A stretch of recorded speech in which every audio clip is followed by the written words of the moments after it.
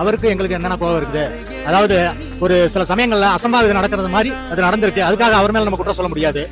கண்டிப்பா அவர் வரதான் நாங்க வரவேற்கிறாங்க. ரொம்ப எதிர்பார்க்கிறோம். அவர் மக்களுக்கு நல்லது கன்ஃபார்ம் செய்வாருன்னு நாங்க நம்புறோம். ஆல்ரெடி நல்லது பண்ணிட்டு இருக்காரு, இன்னும் மேலும் நல்லது பண்ணுவாரு.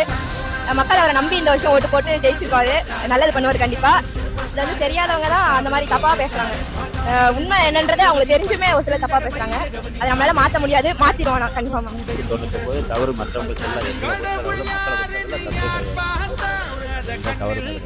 கோவம் இருக்கா?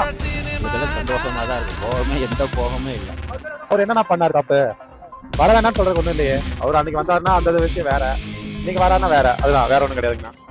திமுக தடையை ஏற்படுத்துறாங்க. எதனால நினைக்கிறாங்க? அவங்களோட விஷயம் தெரிஞ்சிடும் சொல்லிட்டு தான் தடை பண்றாங்க, வேற ஒண்ணும் கிடையாதுண்ணா. யார் மேல தப்பு இருக்குன்னு நினைக்கிறீங்க? எனக்கு யாரு மேல தப்பு இருக்குன்னு நான் சொல்றது இல்லைன்னா, பொதுமக்கள் வந்து அவங்க வந்து அன்னைக்கு நடந்த விஷயம் வந்து அவரை பார்க்க விட்டுதாங்க. அன்னைக்கு பாதி பேர் பார்த்துட்டு போயிருப்பாங்க. பார்க்க விடாம பண்ண விஷயம் மட்டும்தான் இப்ப பிரச்சனைகள் என்னோட இது. மிச்சப்படி இவங்க தான்